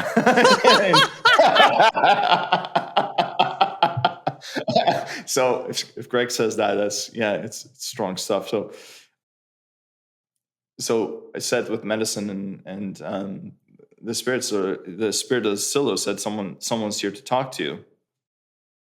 And there's no saying no. You say, okay, welcome. And as soon as I said welcome, Aya showed up. And Aya said, someone's got to talk to you. And then Toad showed up. So everyone was there at the same time. And this was the interesting piece of once you've sorted out enough of your material, I'm by no means perfect. Well, no, you can't. Perfection doesn't move. You'll die if you're perfect. I'm by no means perfect, but I can sit on the mats and listen to the spirits and be able to hold the ceremony and work with different layers of consciousness. But that was one of the beautiful things for me, was that once you have the ability to go into the hollow reed or a hollow bone state and listen to the spirits. Again, they can all show up at the same time and tell you the same thing, and it's hard to discern. That's one piece. One of the other pieces that I learned is while synthetics don't have a spirit to themselves, they can really put you in connection with deeper states of consciousness. Working with MDMA and ketamine, and we've had this conversation about MDMA, right? But I think it's a deeply profound medicine, provided you can put someone in the seat of the witness. So there's the witnesser witnessing itself also, where we can get to higher states of essential self or self-consciousness or absolute consciousness. And you can access these states of consciousness with synthetics as well. Yeah, you can. Operational. Those are the lessons that I learned, that I personally feel allowed me to have a visceral, tangible relationship with these medicines. And I'm able to take people to that edge, as we discussed. And they can be incredibly transformative. Definitely. Yeah. What are the specific plant medicines that you work with, and what are your reasons for doing that? Maybe you could just give sort of a little overview. So I mentioned the synthetics. I'm looking into working more with the synthetic bufo or 5-MeO for ethical reasons, even though my personal friends harvest the medicine in prayer. That's the only person that I get my medicine from who I've actually harvested with. So more kind of veering towards working with the synthetic 5-MeO, which I have easy access to in Holland. It's legal. You can just there is some really good ones. I did a year of training with a doctor, and he had access to everything you can imagine. And man, I'll tell you what, some of the synthetic DMTs are super powerful and can deliver some very, very potent God experience. I mean, they just bypass the ego. Of course, I'm talking about a shamanic dose of it, but I've experimented with all sorts of these things, and I think if a synthetic medicine is made by people with spiritual intention, that it infuses the medicine, whether it's synthetic or natural. When you get something that's really clean and pure, DMT is DMT, and the body itself doesn't know the difference between the synthetic and the natural. The effects of it are very multiple differences, but the actual chemical effect of it is very powerful. The problem, again, with synthetics is you just got to make sure you're getting it from a source that's doing it correctly. Otherwise, you can get all sorts of impurities, and you can even get things that are not what they say it are. Unfortunately, I had my massage therapist years ago bought some, what he thought was DMT on the black market. And he ended up killing himself. He took it, and it turned out to be, on the coroner, identified it was a street drug called I-25, which I'd never heard of. But the coroner said that approximately 30 people had died in the last several months from using this I-25, thinking it was DMT. So there's a good example of, how you really got to know where these medicines are coming from, who's making them, what the quality is. And you don't just want to go, shopping in the barrio kind of thing. It's not a good idea. Yeah. Yeah. So those are the primary synthetics I work with. So ketamine, light doses, MDMA, 3-MMC, those are really good self-insight medicines to work with. Again, also to kind of gauge what the bandwidth of the mind is, what the protectors do, so forth and so on. Hape is one of my primary medicines. Really is a beautiful medicine to open up and peel back the somatic and to purge the body and to show the body mind, what needs to be worked with. Psilocybin and bufo. Those are the organic ones that I work with primarily. Yeah, well, that's a good toolkit. You got enough versatility in there. Enzymes are one of the most important things we can use to supplement our diet. Very few people have normal levels of digestive enzymes. It's extremely common to be digestive enzyme deficient because so many people are eating cooked foods, processed foods, packaged foods, etc. The best digestive enzymes I've ever found are Masszymes by Bioptimizers. And one of the things I like about them is not only are they the most advanced technology for how they're produced, the science behind them, but I take them on an empty stomach every morning and every night as proteolytic enzymes to help clean my body. So I've got Wade here, who's the formulator of these enzymes, to tell us how do they work as digestive and proteolytic enzymes, because today I think we really need to be supplementing with high quality enzymes. So Wade, what's unique about Masszymes? Well, one of the interesting things is undigested protein is one of the biggest contaminants that cause problem for people, whether it's in their blood or inflammatory conditions or even impairing recovery. And it's quite common amongst athletes who have high protein diets, interesting enough, who are looking to add recovery, but they're not breaking down their protein effectively. And that was my case way back in the day as a former bodybuilding champion. So we set about cultivating and developing an enzyme formulation that handled all of the amino acids in a pH range from 2 to 12, as well as providing an assortment of assistant enzymes. In other words, it doesn't just break down protein, it handles carbohydrates, it handles fats, it handles fibers, a variety of different things, and they work synergistically together to make sure that you can break down just about any food and digest it properly. Now, when you talk about the difference between enzymes, there's digestive enzymes and systemic enzymes. Systemic enzymes such as like nattokinase or serrapeptase. Well, they don't help break down digestion, but they can break down inflammation or inflammatory conditions, undigested proteins, or scarring tissue inside the body. Well, it turns out when you take Masszymes on an empty stomach, it works exactly the same way. It will go into the bloodstream and now works as a systemic enzyme, reducing inflammation, accelerating recovery times. Matt just tore his Achilles tendon and made a full recovery after surgery within a few weeks, which they expected for many months. He was taking as many as 100 a day. Now, I'm not suggesting people do that, but this was an extreme condition.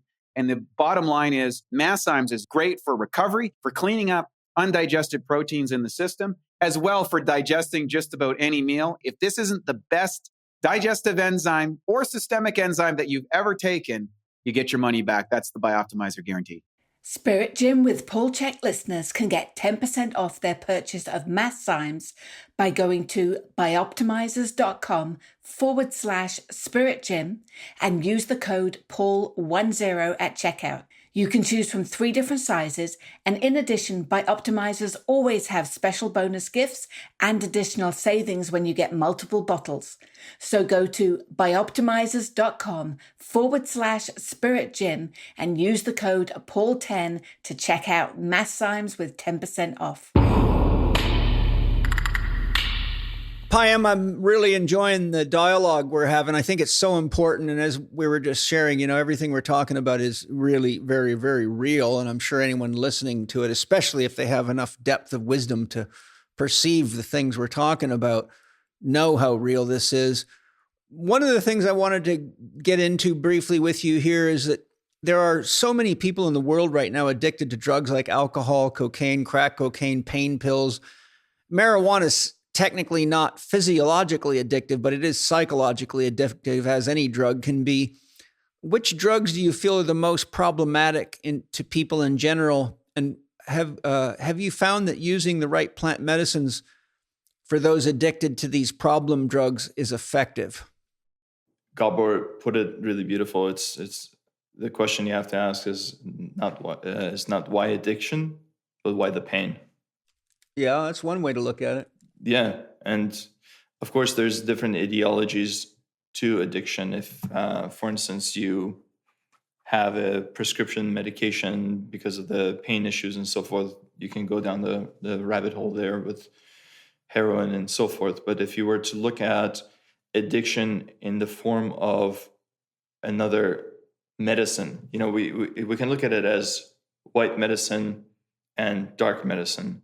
White medicine connecting us with God spirit, and to get to God spirit, we get to a place of oblivion to get there. Black spirit, black medicine can also get us into a place of oblivion, but that oblivion leads us to our destruction. Yes. My father being a primary example of that, and using opium and heroin as a means to eradicate himself from this planet. My belief is that these are generally just tools that people go to try to put out the pain and the suffering, and the root of it is something, again, rooted in disconnection, Paul. Yeah, I've worked with countless addicts, as you can imagine, in my career, and some of them in bad shape, and I have been able to completely annihilate serious addictions in as little as one plant medicine ceremony, but there's a lot of developmental work up to that. You like I said, quite often 2 years of me working with them to get them ready for the ceremony. But when I really looked deeply into addiction, I basically concluded that all addictions are the symptoms of a deep unmet need. And usually that need is love. Love is the most common unmet need. And so I think that because the plant medicines can really open your heart to the experience of love, that oftentimes people, for the first time, I've had many people in ceremony say, this is the first time I've ever felt love. And, sometimes it brings me to tears when I hear that, because, I've got men and women that are in their 50s, 60s, that have an experience like that. And just the thought of a person living their whole life not feeling love is so sad, But anyhow, I'll let you continue. Yeah, I think if we were to look at addiction, Paul, I mean, there's so many different nuances. If you look at the borderline personality structure or the narcissistic personality structure, especially the vulnerable narcissists, they're using whatever drug that is, to try to connect. But in doing so, they're actually creating more chaos and disconnection and disorder. They're using these drugs to get away from the feeling of shame and guilt, whether they're going into narcissistic collapse or the shame of destroying another relationship. Ultimately, it's just putting out the fires of the shame and the guilt that keeps us from being an essential self, as you mentioned, and being in a state of open love. If your father has molested you and raped you, you then never knew love. Your primary caretaker was the one that brought you into this world. And it happens with women that abuse their children sexually as well. I've seen it. And that disconnection, as I mentioned to you earlier on in the podcast, of not even knowing the sense of safety. Your body, your nervous system is always on hypervigilant overdrive. If you're on hypervigilant overdrive, if it's like you're living life like you've had 20 shots of espresso intravenously shot into your veins every hour, well, of course you want to use something to put out the fire. Yes.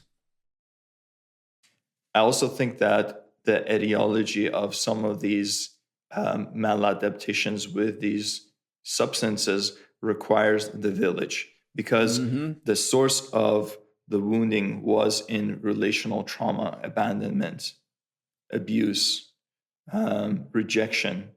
And that requires the system of the person to develop a relationship with a therapist, ideally that's very skilled. And facilitators, I'm speaking to facilitators here as well, because unfortunately, these conversations are not had, and people have to really understand. And this is coming from personal experience, because I had to learn that some of these personality structures that are using drugs and alcohol to calm their nervous system and their mind and their feelings of fear and abandonment and shame and guilt and what have you, they were abandoned as children. And there could be also a genetic component, an environmental component. It's a whole it's a multifactorial that bring this person into this disorder.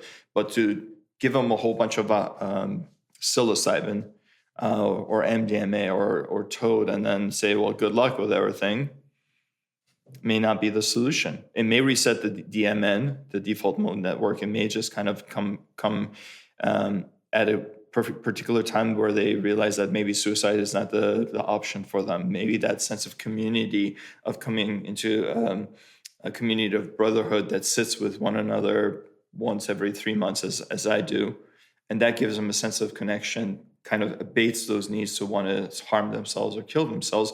But deeply rooted, fundamentally, there are relational traumas that need to be addressed and healed through consistent care by a therapist and also the village to bring this person back into wholeness. And we're missing that. Yeah, we are. And that really frames up what I wanted to have you share next. Could you give a succinct overview of what the family systems approach is? I mean, I've studied it and know about it, but I haven't talked about it on the podcast. I do have someone that's an expert in family systems I've got lined up for a podcast, but I think it'd be great for people to understand, that there's a whole field of psychology out there based on family systems therapy.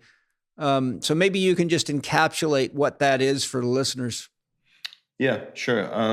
I've made some notes to make it a little bit more digestible. So the first thing I would describe the mind and our psyche and our personality. Imagine a pomegranate.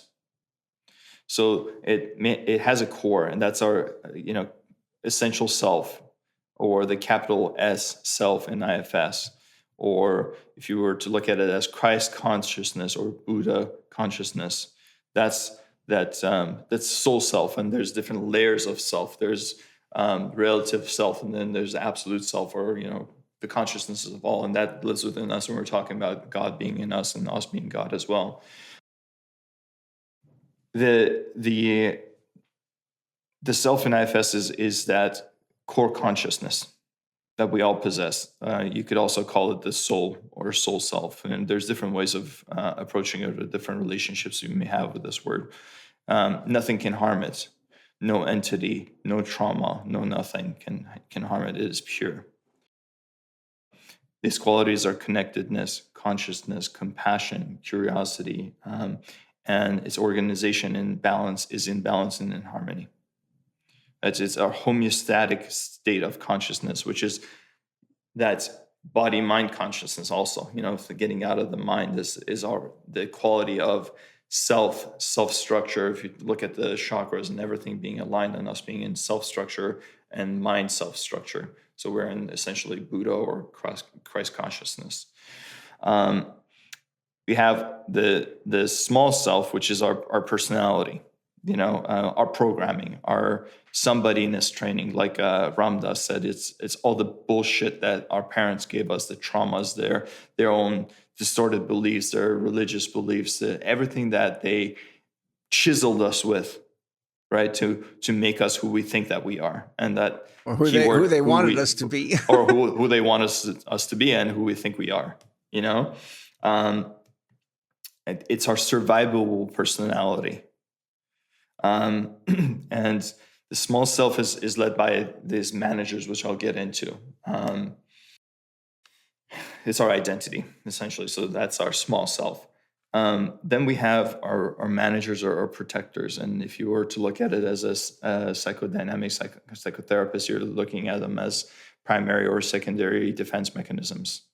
For instance, these are very, very young parts generally that they're very highly protective, and they preempt any sort of emotional or physical threat to the system.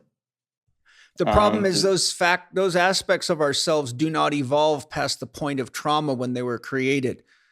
And that's one of the key things I have to help people be aware of, is that whenever one of those aspects of yourself is in control, most of which happen in the first 12 years of our lives, you're dealing with the consciousness of a 6, 7, 8, 9, 10, 11, 12-year-old, unconsciously allowing it to guide your life. And it's in there. The thing that holds those personalities together is fear. So my point is, when I'm in therapy with people, I'm helping them identify these parts. And that's, in shamanism, that's called soul loss. So we recover those parts and we get to know them, and we take the role of parenting them back into ourselves so we can integrate them and bring them into adulthood. Yeah.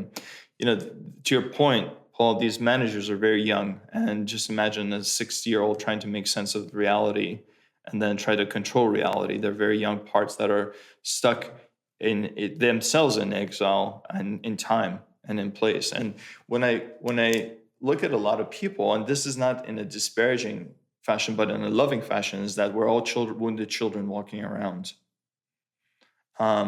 And so to have compassion, to see these parts that are trying their best, to do their best to keep these exiles, which I'll get into, but to keep the system in order, to keep threat from external threat, energetic, physical, psychological, from the inner system, and also to keep the inner system intact from repressed memories and disavowed memories and so forth from rising up to the witnessing mind, because that's what they came into being into action, is to repress and to push away these unpleasant experiences, to try to offer some sort of homeostasis in the system. But in doing so, they become very rigid. Not only are they locked in time, they also become rigid. And these parts not only are, again, functions of mind. When I talk about the psyche, it's the entire body. When we become armored, what happens? Our chest caves in, our shoulders go up. We have rage. There may be parts of us that are living in our liver and pancreas. I work with the organs as well. Me too. So yeah. These parts work with our body and use our body as a means to excrete extra sugar in our system, because we're in fight or flight all the time. And what does that do? Burns the pancreas diabetes out. And you're fucked. Yeah. Right? So it's pretty fascinating. That's the work of Susan McConnell. She goes into some deep stuff, but this is like deeper stuff when I'm bringing in shamanic medicine wisdom into this conversation. And then we have the exiles, and these are the parts of the memories of ourselves that we've disavowed from our conscious mind, essentially. These are the parts that have been traumatized. These are the parts that have been abandoned, and so they are subjected to negative self-talk or self-judgment from within and from without. So it sounds to me what you're saying really in a nutshell is family systems therapy is a system that identifies the different parts of yourself and works to integrate them into one whole. Precisely. In short. Thank you. Yeah. Well, I'm only doing that just because we don't have a lot of time. Better said. And I will do a podcast that goes into this in great depth, because it is very, very important. And I'm glad you shared what you did. One of the things I'd like to ask you as my last question here before we kind of close out is, what do you see as the near future and distant future regarding the use of plant medicines and how humanity relates to them? What do you see in your crystal ball? I think it just goes back to the earth people and the sky people. I think that as we're starting to see these medicines in a synthetic way are trying to be patented by these pharmaceutical companies, we already touched on that. And if it's being commercialized, maybe it's just being used as a means to soothe and act as symptom management, just to make us operational enough to to allow us to be the cog in the machine. To stay on our video games. Yeah, and go check in the office and not want to jump off a bridge. That's one way. Another way is people really get real with themselves, and therapists, psychiatrists, doctors who may cross paths with the likes of you and I will get the memo and say, okay, I'm going to use these credentials that I have and these tools and be in my authenticity and my sanctity, understand where I am in relationship to acting essentially maybe as a Western, quote unquote, and I use big quotes here, as a Western medicine carrier, to responsibly offer these medicines for deep healing so that their patients are no longer patients, but they have to also be ready to let go of the title of doctor, because once you lose your patients or your patients heal, you're no longer a doctor. And Ram Dass said that, who am I if I'm not a doctor? I don't want to be a doctor. I want people to heal so they can go live on their lives. And so there has to be critical mass for our communities that hopefully respect these medicines enough and understand the absolute power that they carry. And it requires a lot of responsibility as a medicine carrier Very to much carry so. these medicines, to offer the medicines, and to see someone through the medicine journey, connect with the spirits and the wisdom of the medicines, and to see them out and then give them the keys and the tools to become better human beings. I certainly hope that we can all find some critical mass in our community to facilitate that, and then act as beacons of hope and the standard by which these medicines can truly be facilitated, Paul. Yeah, beautiful. Well, as we close, I just want to let everybody know that you will be doing a Q&A for the members. For those of you that would like to be a podcast member, you can go to paulchek.com, and for peanuts, you can get, we used to do the extended play, but I felt like I just didn't want to reserve any of the important information such wise guests were sharing. So now we do Q&A with the guest on the podcast, so you can ask Payam questions directly and personal questions, whatever you have. Also, if the guest doesn't make it, then I will do Q&As to fill in. And so there's the benefit of that. And so far, everybody's really had a great experience with the guests on the podcast doing Q&As. And so Payam will be offering that for the members, which is fantastic. And is there anything else you want to share, Payam, as closing thoughts, offerings, contact information for people to reach you, anything like that? Yeah. My time is my gift, as I said before. And so I'm happy to speak with people for about 30 minutes free of cost if they want to speak with me. Whether they want to consult with me as facilitators themselves or as people who are on the healing journey. And they can reach out to me via my website. I don't really have much of a social media presence. Smart. My website is my name, payam.com. It's a beautiful website, by the way. I was quite impressed with it. I appreciate it. It took me about 3 months to design. Yeah, it's really nice. It gives you a real sense of you. It's got a nice look and feel to it. I found it quite inviting.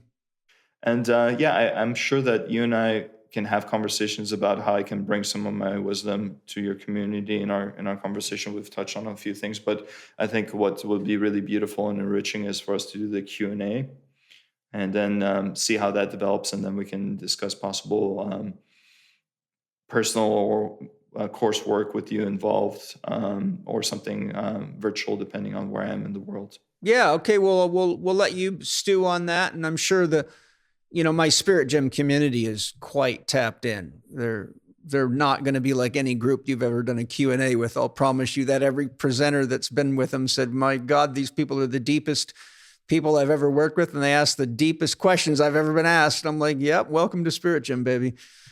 So what a great exploration. And thank you for sharing, your story. I found that was really an interesting and important way to begin the podcast.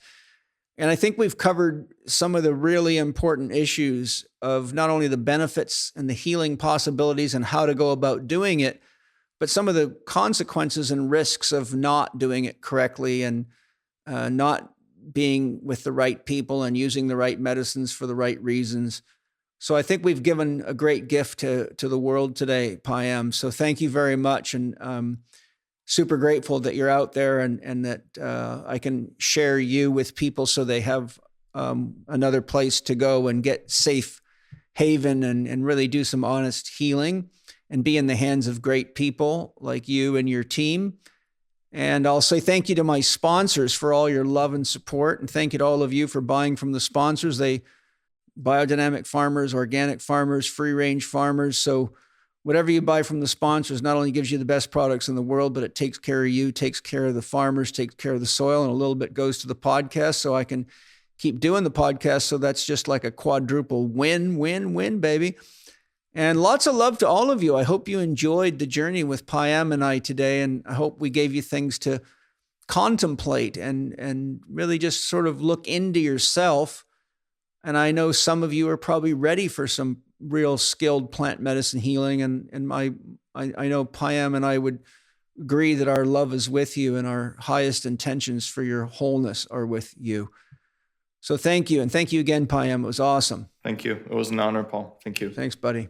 All right. Lots of love, you guys. I'll be back in a week with something new and interesting and absolutely awesome. That's my intention. Lots of love.